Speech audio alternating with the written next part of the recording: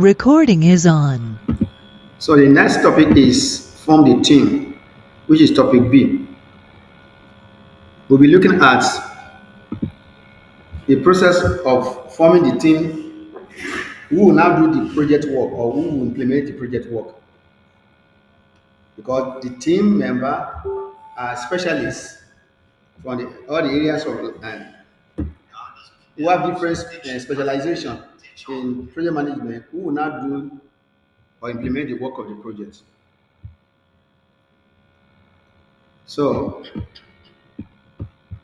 let's look at the first thing that should come to the mind of a project manager is that if I'm forming my team and I want to be carrying my project work very well, I should be thinking of a collaborative team, a team that are collaborative oriented.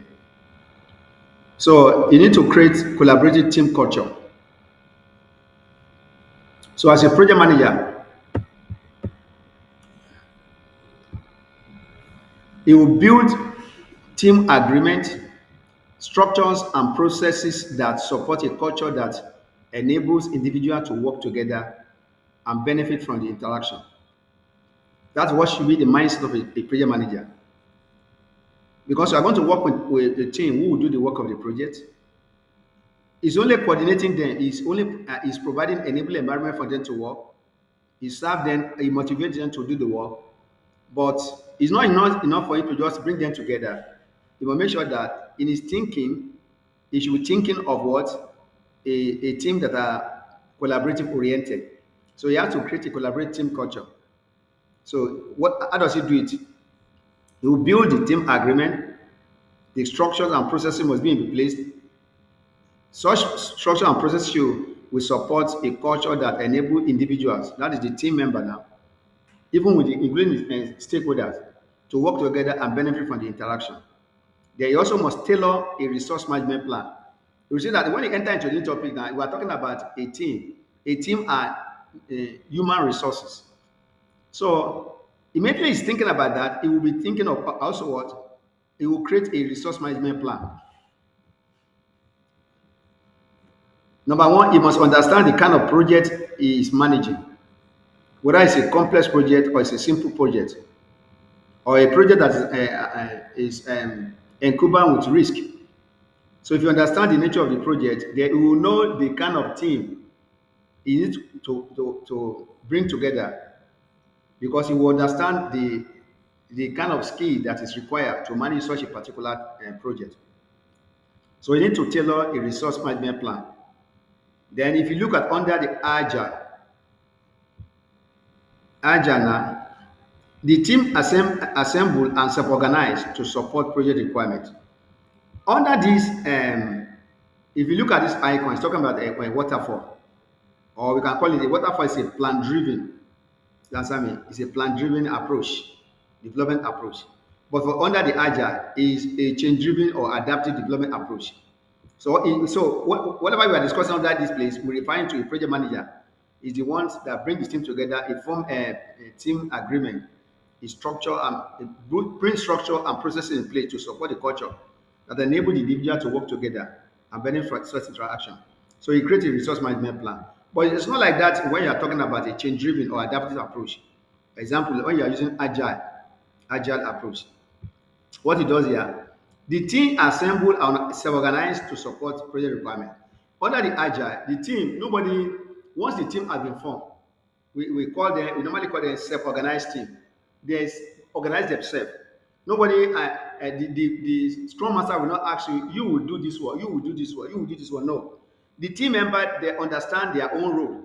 So they will now self-organize and assign the work to one another. If you are a tester, I know you are a tester, this is for your work.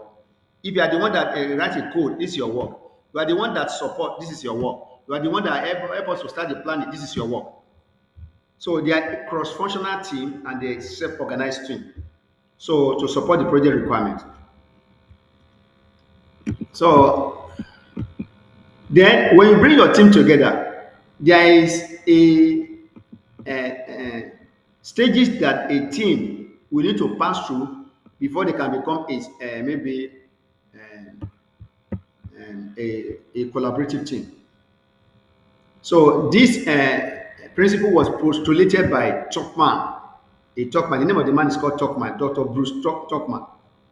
So we now create this theory, like a Tuckman ladder of team development. That means the stages that the team member that you have formed, the stages that they have to pass through before they can become a collaborative project team member. So that is the stages. The first stage is called forming. When you bring them together, you form them. All of them, they don't know one another. They may come from different departments. They have different experiences. They are from different culture or different background or speak different languages. They have a different mindset when it comes to managing projects. So that's the time you form them. After they pass through the stage of forming, you see the next thing you see, there will be forming, storming. Storming means something that cannot work together harmoniously because they come from different background, different languages, different project or maybe experiences and many other things. You see, there will be disagreement among them. So that's the storming stage. At this storming stage, this is where a project manager need to come in. What he must do here now, he must refocus the attention of the team member that we are not here for a personal maybe activities. We are here for the project activities. So he need to orient them and coach them and make them to understand that here we need to focus on achieving the project objective. There must be a storm because we are different personality you are bringing together. Of course, that's a team in nature.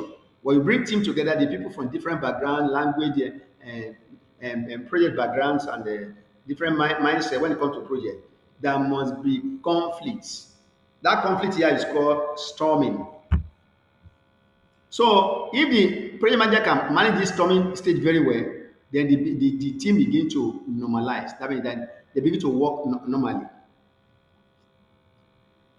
So after the normal stage, they now begin to perform well. Then before they adjourn. So these are the stages that any new team you bring together, they have to pass this stage because they can normalize or perform their work before they can become a highly effective and highly collaborative team. That's what I want to know. So you don't be surprised that when you bring your team together, sometimes there's issue, sometimes there's storming, sometimes they are not focusing on the work of the project. So once you understand that naturally every team member, every team you form, whether on a project or on office, they have to pass through this. So the first you form them, there may be issue because they are trying to do the work and they have different opinion as per the work they are going to do, the project work. Then you come in, you help them to focus their attention that we are supposed to focus on project objective. From the storming, then they begin to work normally. After you are able to they work normally, they begin to perform well. Then until you are joined, then when they finish the tasks you are assigned to them. So we call it the Tuckman ladder of team development. Project team formation.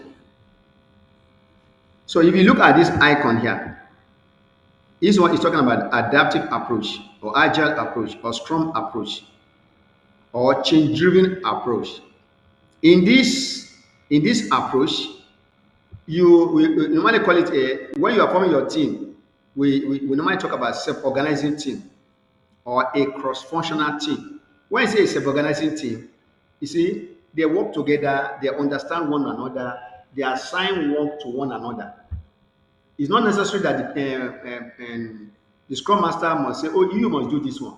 The team understand one another, they know that the kind of skill each one of them have. So you know that, okay, if you are a texter, this is your work. So they know what to do, they know how to do, they know when to do it, and they know how to plan for the work. You can also call them a cross-functional team. When you say a cross-functional team, it means that they have all the skill. The team member have all the skill that is required for them to work to do the development work or the project work. So a cross-functional team in which people fluidly assume leadership. A cross-functional team also can be that we can do a rotational leadership. Today you can lead the team, another time Mr. J can lead the team, another time Mr. T can lead the team, another time Mr. F can lead the team. So a cross-functional team in which people fluidly, well, that means there's no rigidity. Can you see? They can adapt. So a cross-functional team in which the people fluidly assume leadership as needed to achieve the team objective. Then servant leadership. When you are forming your team, under the agile, we believe in what they call servant leadership. A servant leader is just like a facilitator. He help. For example, when I say a servant leadership now, all the team member they work like a servant leader. They work to support one another. They provide the strong master who is supposed to be the servant leader here. Is a helper, is a motivator. He provides enabling environment for them to work. He provides the resource for them to work. He motivates them. He helps them to remove impediment to make sure that they focus on the tasks of the project, the work of the project, or the activities of the project. So he helps them.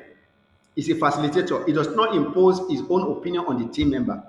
He allowed the team member, he facilitated them and allowed the team member who are going to practically do the work of the project to come to a consensus opinion or to come to under agreement among themselves. How are we going? What approach are we going to use when you are now doing the work of the project? So a scrum master that leads a scrum team or agile team is referred to as servant leader. They also all the team members also are so referred to as a servant leader because they're supposed to serve one another. They are also each one of them is a servant leader. So what is the characteristic of a servant leader? He facilitates the team. He provides enabling environment for them to work. He provides. Is there now? Oh. He provide enabling environment for them to work. He remove impediment from their way. He give them the infrastructure to work. He motivates them. He encourages them. Even if they are tired, they don't seem to be working. He find a way to motivate them so that they can work. So it's servant leadership, the practice of leading the team by focusing on understanding and addressing the needs and development of team member in order to enable the highest possible team performance. So if you now as a project manager, if you are building your team and you are using maybe um, the waterfall methodology, sorry, you are using a Scrum methodology. So this is the way the Scrum principle work. That the team work together collaboratively. They self-organize. They are a professional team. All the skill they need to do the work is available within the team, and they help one another. They believe that if the project fail, everybody fail. If somebody among them, the work was assigned to each one of them, one of them did the work very well, other one did not do the work very well. If the project fail, all of them fail. We fail together, we succeed together. That's how it is work, and that's one of the agile mindset. That's what I mean. The practice of leading the team by focusing on understanding and addressing the needs and the development of the team. A servant leader, a scrum master develop the team. He coached them on Scrum. He helped them to solve their problem. He helped them to solve their individual problem. By helping them to solve their individual problem, he helped the team to solve the team problem, and he helped the team having the team problem resolved. Therefore, it can help them to achieve the project objective. So this concept can be applied in any kind of project team. So let's go further.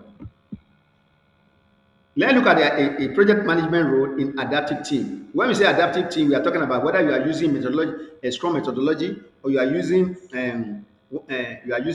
maybe Agile methodology or XP or Lean XP programming, or you are using Lean methodology or Kanban method, or you are using what they call the Six Sigma. So those are the adaptive approaches. So project manager role in adaptive team. Let's look at it. Leadership and management role. There are difference between leadership and management. A leadership is about somebody who facilitates the team. He helps the team to achieve the team goal and the project goal. But manager is the one that does most of the administrative work, making sure the resources are available. So you are going to play the go-to role. Whether you are leading, you will lead and also manage. So let's look at the centralized and distributed. When it says centralized, all team member practice leadership activities and accountability is usually assigned to one individual, such as the project manager or similar role or team lead.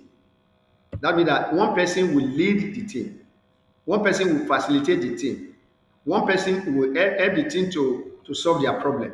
Most of the time, when you're talking about agile or scrum, it is the scrum master that is the center point that leads and help and facilitates and motivates and encourage the team and give them the resources to work and the enable environment. But when you're talking about distributed, that means you are talking about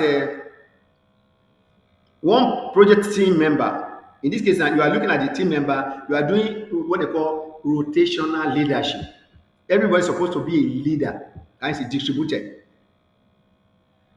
So today I can call you to come and lead the team. Tomorrow I can come to come and lead the team. So that everybody can take that experience or understand that maybe have that kind of a skill to lead a team. So because they are a collaborative team, so you cannot say one person will lead throughout. It's flexible. So under the distributed leadership, or you say one project team member may shift. That was a rotational. Serve as a facilitator to enable communication, enable the team member to communicate together, to work together, to collaborate together. Then collaborations and engagement on the accountable tasks.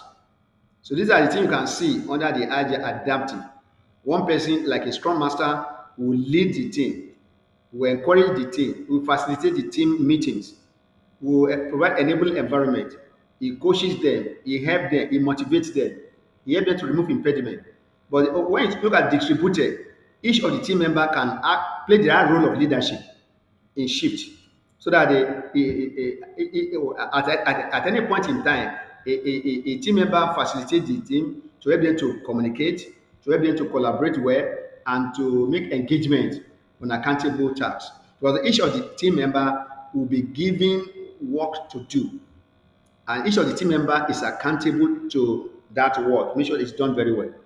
And all the team member they are accountable to the person that is leading, and the person that leading, which is the facilitator, is accountable to the people at the strategic level, or the sponsor of the project. So if a team is self-organizing, is a project manager needed? This is a question we are asking you right now. So if the team is self-organizing, they don't need a project manager. But if not, which of this model will work for them? If not, if they are not okay, if they are not self-organizing, I think the model that is good for them is centralized model. If yes, what does the role look like? It's just like a manager. He manage the team. Sorry, can I ask a question? Yeah. I understand, yes, if the team themselves is organized, well, I don't know, maybe in the context of African settings, but Yeah. I know not just even in African settings, it's what I've seen most of the time, when there is no coordination in terms of leadership, Yeah. it's difficult to really ensure, that things are done, even though people know what their roles are. But there's this lackadaisical nature that can just come up.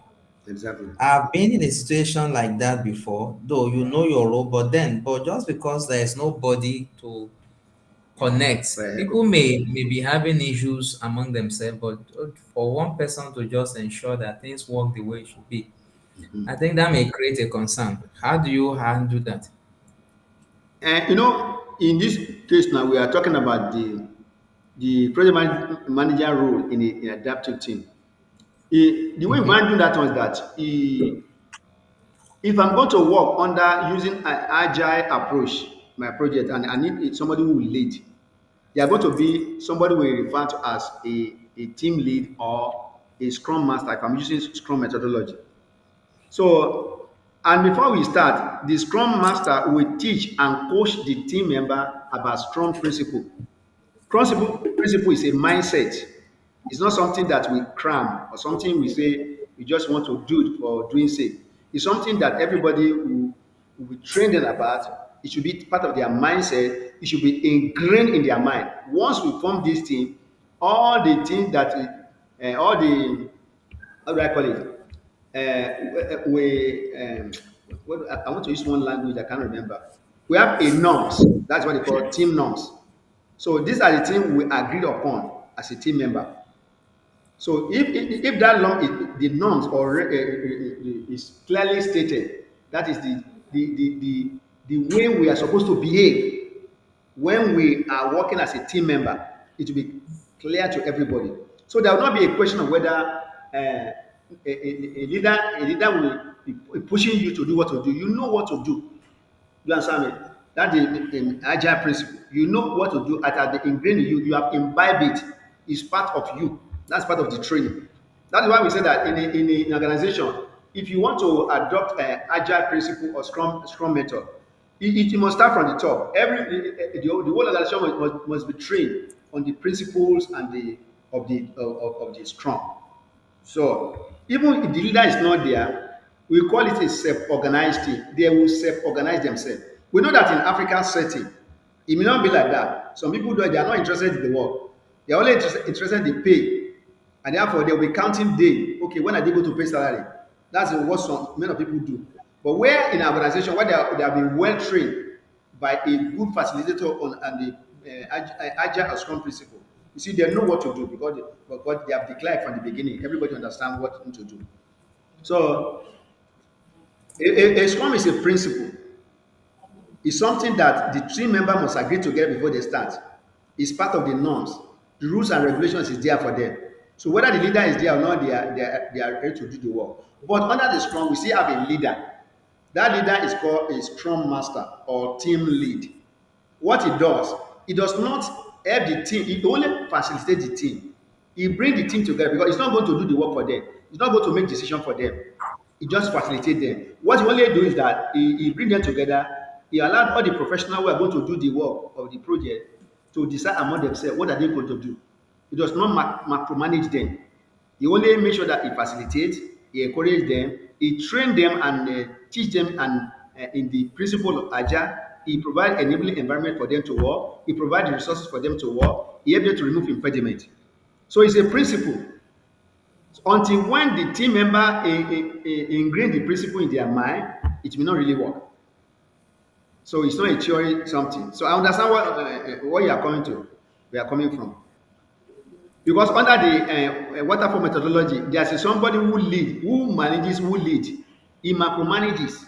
He tell them this is what you are going to do, and he make sure they do it. But the other one, you don't need to run after anybody. I've trained you, I've given you the resources you need to work, I have provided enable environment for you to work, I motivated you, I paid the whatever I'm supposed to pay you. I expect you to do the work. And I've trained you on how to go about doing the work.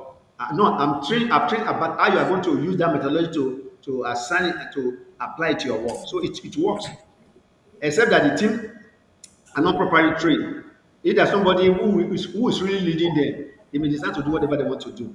You call that one, that's not a strong. That's not an agile. Agile team understand because they are trained on that area and they know what to do at any point in time. I don't know whether I communicate to you. Yes, that's okay.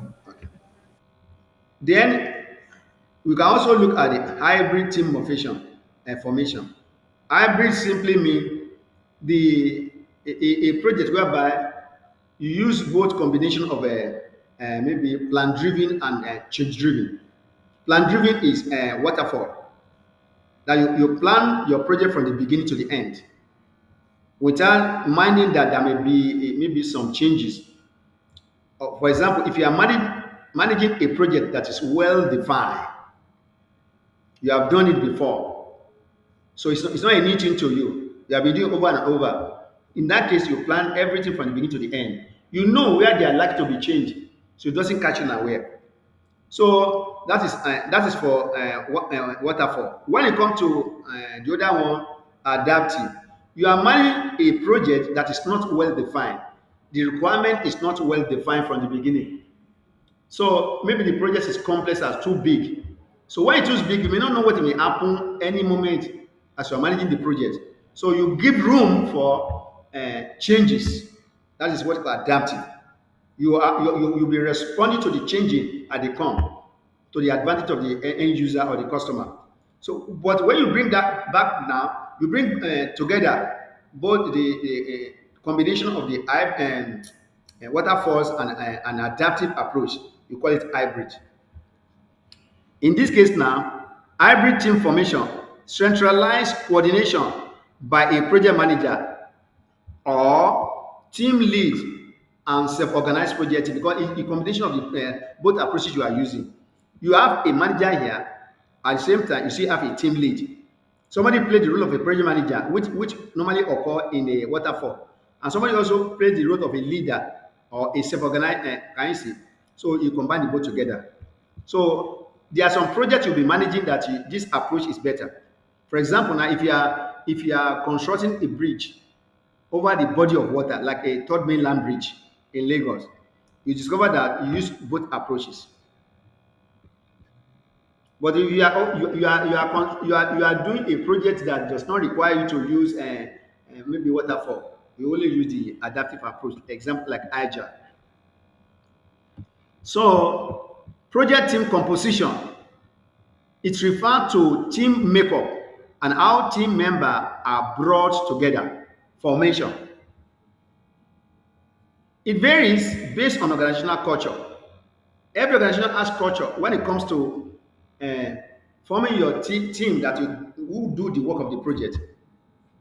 So it depends on your culture of the organization or the location of the project or the type of work, they call it scope, they are going to do in the project. If a organization is very big, the scope of work will be very big. If the location is maybe interior part of the maybe a particular location, so that means that sometime that also will determine how you are going to maybe form your team or the culture. Every organization has culture. Mhm. They have processes when it comes to managing projects and when it comes to forming their team. Then your team can be what? Full time. There's some project like that one. There will be full time and a team member. Sometimes some of the team member will be part time members. Then including what? Varied knowledge and expertise. We normally call it generalist and specialist. That when you are bringing your team together, when you are forming your team, make sure you have generalist. When I say generalist, team member who understand what other team member are doing, little thing what they are doing. So that if a particular team member may be out of indisposition or is sick, he cannot come to work, that generalist can do the work of that person. That gap, he can close that gap. Or also you need to have specialists, somebody who are experts. They are expert in some area, maybe technical area of the project or administrative area of the project or anything area of the project that is you don't have many who are good at that area. Those are the specialists. So it's going to help you because it's going to close a gap for you. If one of your team member is sick, cannot come to work, I know that your project is under deadline. You can't wait for that person maybe on the sick bed to say, no, you don't have any person to replace that person. So a generalist can now take the position of that person and close that gap. So it is advised that if you are forming your team, make sure that you normally call it T-shaped skill. T meaning T like letter T. Somebody is a specialist in an area, and that person also know a little bit of what other people know, generalists and specialists. That's about the information about the composition of your team member. Then after you are bring your team together, you have formed them. The next thing you will do is what? You have to assign roles to them. You didn't form them just to come to the office and be drinking tea, taking bread, taking biscuit. In fact, they will not be in the office. They will be at the site. So even if they are going to be in the office, it depends on the kind of project they are doing. If it's about maybe software development, they may be in the office. They may be in the different cubicle and be doing their work. So when you form your team, the next logical thing you do and you must do is to assign role to your team member, project role, team role. Can you see? Project management staff, who are going to be who are the people who are going to be project management staff, who are the project work staff, who are supporting experts for the project, who are the business partner, like a business analyst or other people. So you now define their role for the each of the team member. We call it project team role. Then you also identify project resources requirement. So PMI give us guideline that will help us to identify project resources requirement. You can say, yeah, the provision team member, external contractor or supplier or physical or intangible asset. You know, when we are talking about resources, we are talking in project management, we are talking about both human resources and non-human resources. So provision of team member is human resources. Sometimes your team member may not be within your organization, maybe external team member like your contractor, your vendors, or your supplier. And your resources also can be what? Non-human resources, which are physical or intangible assets. If I'm constructing road, I need caterpillar, I need leveler, I need all those equipment that can help me to go to do the work of the road construction. So this I tell you, you have to identify the resource requirement. You are going to ensure a relevant skill set. Your team formation should be should constitute the team member who have relevant skill that can match up when the project work. That is why before you start, you must understand the nature and the kind of work you are going to do in the project, the nature of that project, and the nature of the or the type of work you are going to do in that project. Ensure that you gather the team member you gather together, they have the relevant skill set to that can be matched with this project work. Then you must avoid a single point of failure. That is what we talk about the T shape the other time. That you have a generalist, a team member who is a generalist, is very skillful in many areas. We also have a specialist who is focused on one particular area that not everybody has that kind of a skill. So we call it say avoid single point of failure. Single resource has a required skill. Can you see? A single resource that it can only do this. If your team member can only do this. What about if one of them left, just resign abruptly, resign without notifying you? How do you handle it? That would be a failure. So if somebody know is a generalist, he know a little bit of what other people can do. He can be in a gap until you get the relevant person for that skill. Then you create a cross-functional team. We have talked about cross-functional team. When I say a cross-functional team, all the skill, all the competencies, all the skill that you need to implement the project work is available with that team. Then you use a generalizing specialist or T-shape. People whenever possible to support the older area of the project. And you also need to ensure appropriate physical resources. Those are the non-human resources. If you are building a house, you need non-human resources. If you are building a consulting road, non-human resources.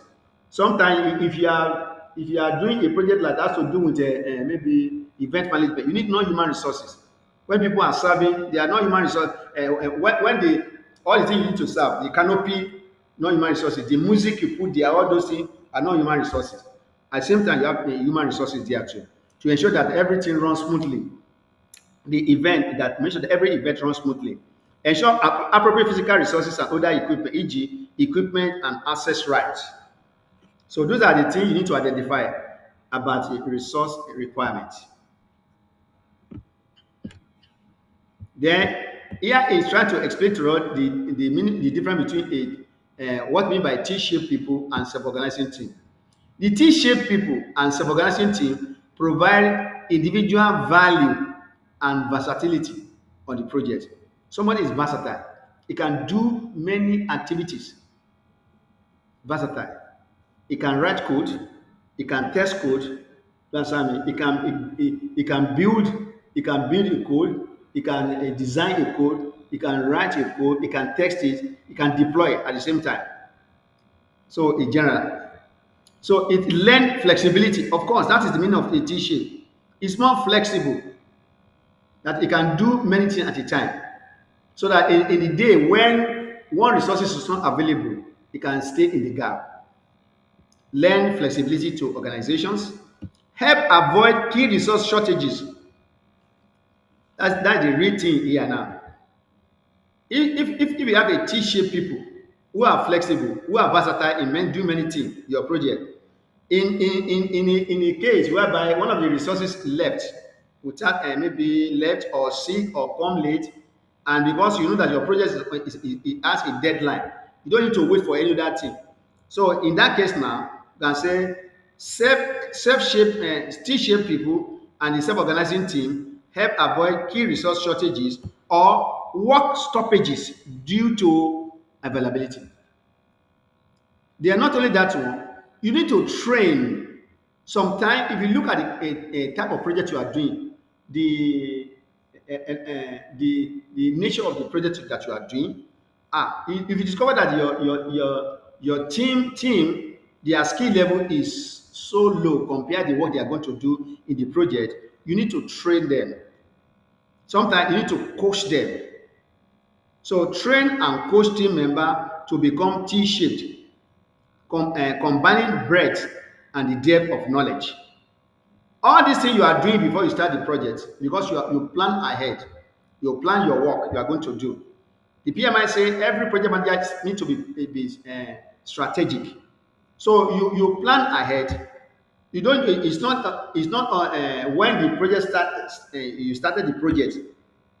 You want to implement the work of the project at that stage. That is the stage wherever you want to execute the project. Now begin to look for your team member, or bring them together, try to train them. This is what you have to have done ahead of the time before the actual execution of the project take place. So they also know that there's advantage when you bring together all other people from different background, experiences, different culture, maybe male and female. You understand me? You don't discriminate to enrich, to make your project experience, to be able to manage your project very well. It's good for you to look at that people from different opinion, different background, different experiences, different mindset should come together. It makes you to be more productive, more to be more innovative in your thinking when managing your project, more to be more creative and think outside the box. So diversity, equity and inclusion standards. Teams are global and diverse in culture, gender, different gender, male and female will be part of your team. No discrimination, no gender disparity. Or even if you have a physical challenge person, it can be part of it. It's not about his physical weakness, it's about what is inside his mind that's more important to your project. Physical ability, language, and many other factors. So the project environment optimizes the team diversity and build what? A climate of what? Mutual trust, innovation, creativity, thinking out of the box.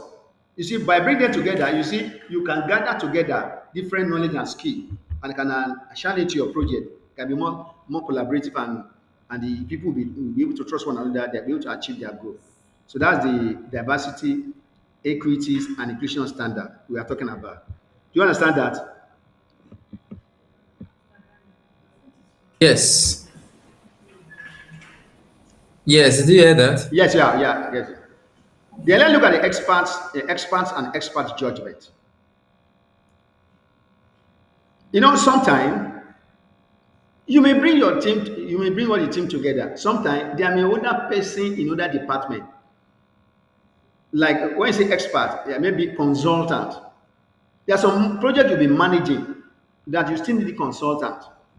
Somebody is very, very good at a particular in a particular area of your project, and you look at your team member, especially when you're managing you are using maybe waterfall approach. You can now engage the engage an expert For example, if you are constructing roads or constructing bridges, there are some technical area that some organization or like a Julebaja, they will have to flow somebody from another country because that person is good in that area. Maybe marine, where the person where you are building constructing a bridge over body of water. He also need that person must understand the water aspect of the engineering and the other aspect of the work of the project. So that person is a consultant. You need it to give you an expert judgment, expert opinion. You may not sometimes you may not even need to bring the person to the country. You can use technology to work together with that person to work on the project. So expert and expert judgment. People from other area of the organization. It could be also be consultant from any other area of your organization or any other department in your organization. Or maybe a stakeholder who have knowledge about that area that you are working with. You also need that you need to seek the opinion of the professional body or technical association. In Nigeria, we have a lot of professional body and technical association that understand have knowledge about project. Like ICANN now, if you are building an application, do you understand me? You are creating an application like accounting application. The best body that you can consult because they are into accounting. They know the integrity about accounting, all those accounting terminology, how do you post, how do all the accounting transactions. Account knows. So if you are building an accounting application for your organization, you can consult them so that they can give you direction. So that when you are writing the code, you can tally with the accounting principle. It could also be a chamber of commerce. It can also be a NAFDAC, especially if you are creating a physical product like water, like drinks, or something that a human being can consume. It could also be when you are doing engineering work, you call it Korean. Or if it's about management project you are doing, Nigerian Institute of Management, all these are professional body or technical association who can assist you, give you their opinion about the work you are doing in the project. Then also a project manager should also be an expert in one area to be able to manage some projects. So these are the team opinion of the PMI that if you are going to form your team, all these things must be available. All these things are very necessary. Another thing you must also understand about team formation is that you must always focus on your team strengths. Every team has strength and weakness. You cannot see a perfect team who will work on your project. There's nothing like that. So, but to do yourself good and to make sure that you work together harmoniously and to collaborate and focus on the project work and to be able to achieve the project objective, you must organize your team. You must organize around your team strength. They call it your team strength. Organize, organize it around your team strength.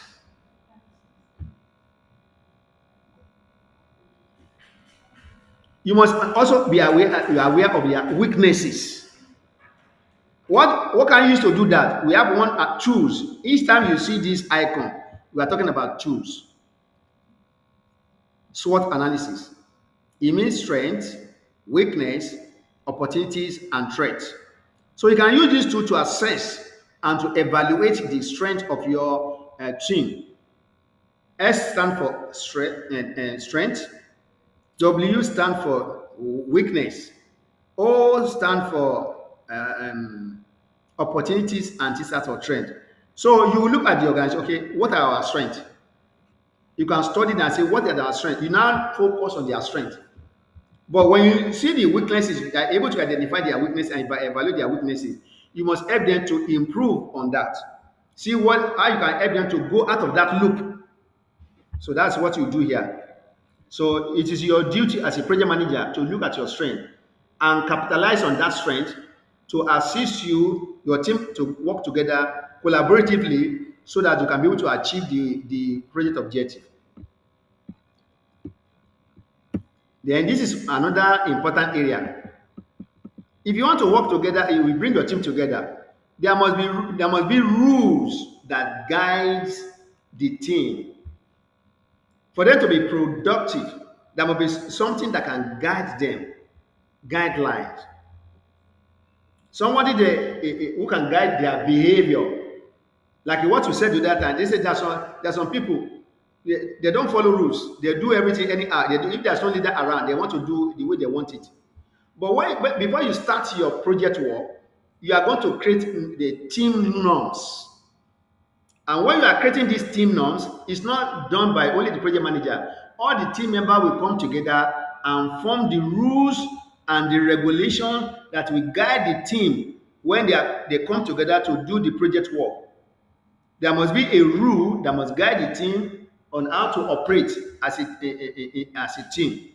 There must be a rule that guide the team when anybody violated the principle they set down, how it's going to be penalized or be disciplined.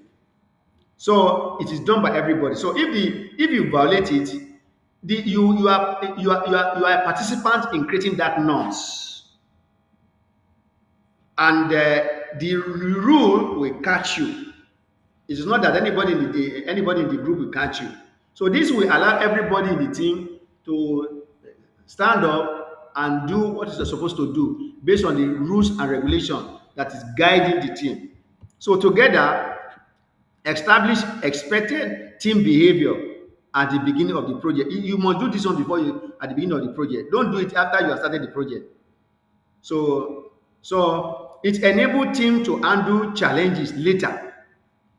It includes what? Guidelines and techniques for what? Meeting. What will guide us when we are doing meeting? What are the rules and regulations that we have to follow when we are doing meeting? How do we communicate in the meeting? If in the meeting, it should not be rowdy. In a meeting, we should have a agenda. In a meeting, if one of the member is talking, or team member is talking, or one of the stakeholder is talking, you should allow that person to talk. Don't flag anybody down. These are the rules. These are an example of rules. Everybody has right to what to express their opinion. Even your opinion does not count. Listen first. Then, how do you communicate in a team setting? If there's a conflict within a setting, how do you manage that conflict? We call it conflict resolution. So these are the things, the team norms. They need to write it down. Everybody must understand it.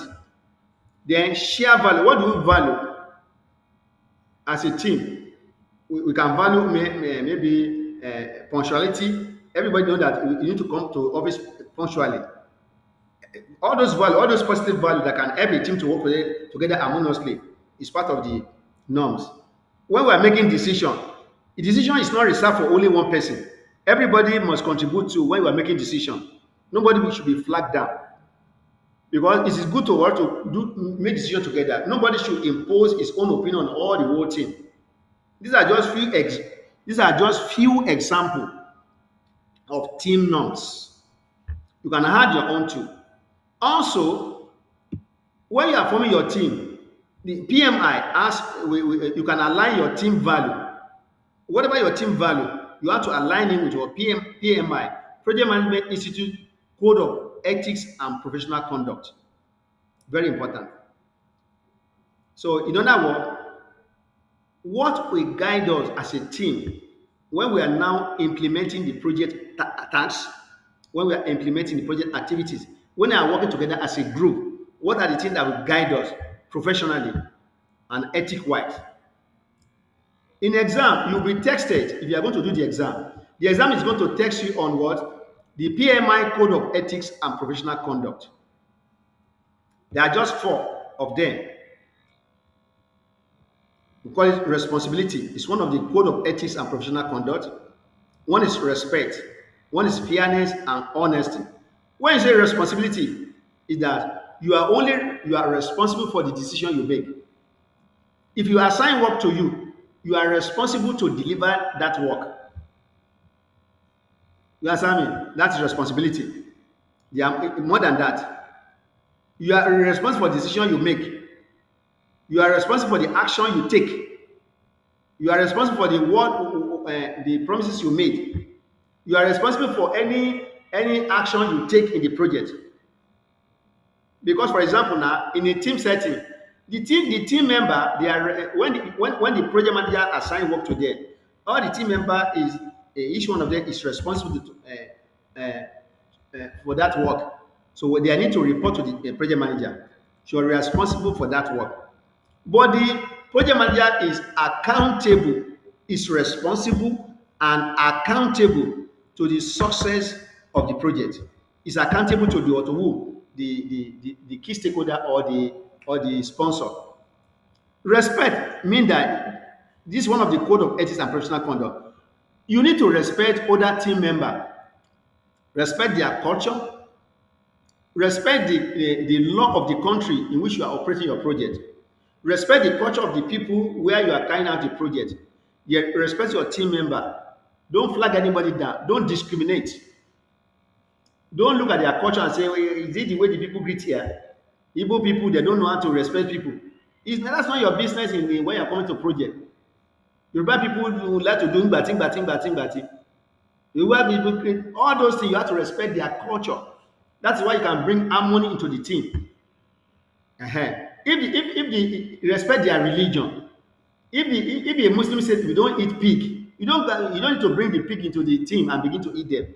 There are a lot of things you can respect about your team. You can help them to work together collaboratively. Then you need to be very fair. When you say fairness, what is the example of fairness?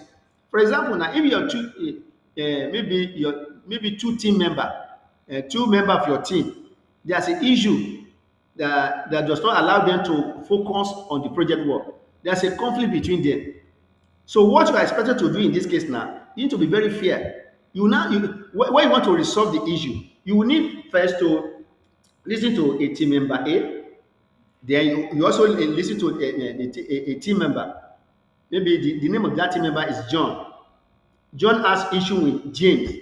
Then you listen to also to Jane. You need to be very fair. So what you need to do, you have to listen first before you understand what the conflict. Your aim, your objective is not to blame any one of them. Your aim is to resolve the issue. That one because you need to know the root cause of that issue.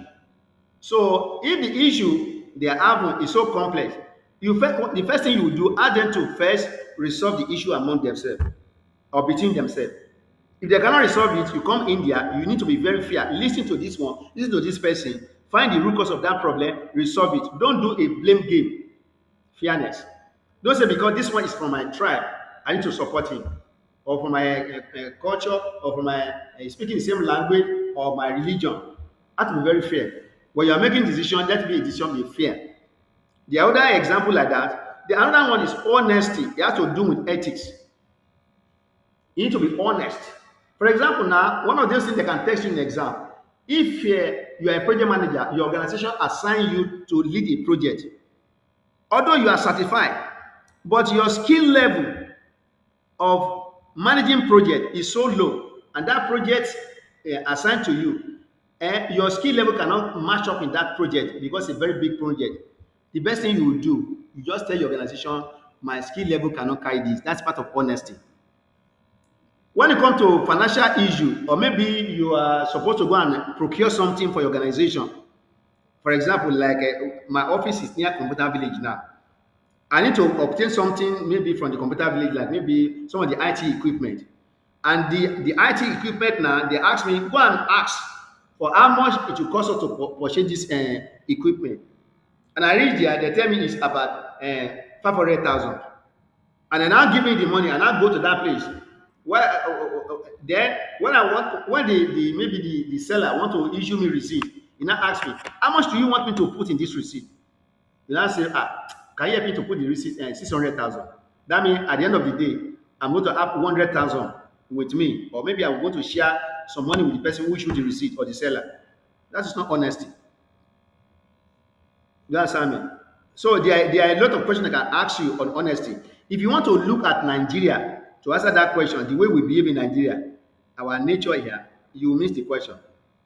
So, for example, another honesty is this one now. Maybe your organization says that as a project manager, if you are managing project for our clients, and sometimes some clients want to compensate you when they discover that your project work is superb, you are doing excellent work, or maybe your birthday fall within a particular month, and you are still working with your client, and they know that you are doing a good job, and they want to compensate you.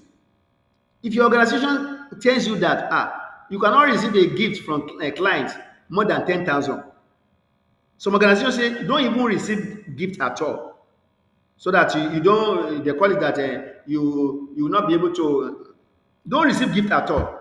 If they offer you, maybe they say they want to offer you a car to compensate you and to appreciate you for the work you are doing. It is your duty to be honest, not to accept it. If your organization say that okay, it may not even be a car, you say you can receive a gift, but the gift should not be what, should not be more than 10,000, and the organization want to give you a car worth about 6 million. What do? This is part of honesty. So these are the things you do. The same thing, that rules and the code of conduct and ethics must be well spelled out with your team so that everybody will agree and everybody will not append their signature in that document that this thing is binding everyone. That's the way you can work together harmoniously in your team so that everything will work well. So what I'm trying to refer to as well, we have to form what they call team charter. We call it team charter and ground rules. They are what? A document, electronic or paper, or a poster of the ground rules. Can you see? It must be created together with the team so that nobody can say, why are you disciplining me because I violated this law? We all form it together now and we appended their signature. So if you violate the rule, it catches you and you'll be a victim of that rule. So our team charter or ground rules contain all this. It includes what? Share value. What do we value as a team? We value that when we are doing our project work, we value that we value value. We value that our project should meet the quality standard. We value that we should come regularly to the office. We value that nobody should be pressing phone and doing social media when the work is going, because we are doing a work that has a time limitation. It also contains what? Behavioral guidelines. How do we behave when we are doing the project work? Guidelines for communications and use of tools. How do you communicate in the team setting? How do you use the tools in team setting? How do you make decision making guidelines? What's our performance expectation? What is expected of us? What the management or the owner of the project or the stakeholder expect of us in project performance? How do you resolve conflict? We know that in a team setting, we know what they call conflict. Whenever you bring two or more people together to work as a team, there always be a conflict. Conflict is a team nature. It's not bad, but there are some conflict that can destroy project. So you must know how to resolve conflict. Those are the things that contain that you can find in the team charter or ground rule. What are the meeting time? When you have a meeting, we need to stick to the meeting what they call it agenda. How frequent should we be having meeting? What is the channel of communication in meeting? What are the other team agreement? And how long will you be working on our project in a day? Maybe 6 hours, 7 hours. If there's a need for us to extend the hour, it must be stated. Or that if you are going to do overtime, you need to be compensated. How do you need to do improvement activities? How do we need to do a self retrospective to evaluate ourselves and our performance? Maybe we have done a lot of sprints. You have done a lot of increment work in the project. You want to do self-evaluation and see how can we improve on the next sprint. All these things will be contained in the team charter or ground rule that can guide our behavior so that you can work harmoniously, you can work efficiently and effectively to deliver the project objective. That is why you need to do. If you don't state this thing clearly from the beginning, if this ground rule is not well stated, that's how you discover that there might be issue while you're managing your project. Let's look at the example of the team charter. They give us a copy here. You can also go online and also look at other tabs that are available. So let's look at the content of the team charter. This is an example now. A team charter example. This is a project we call it Shape Industry. Maybe they are trying to build houses for community.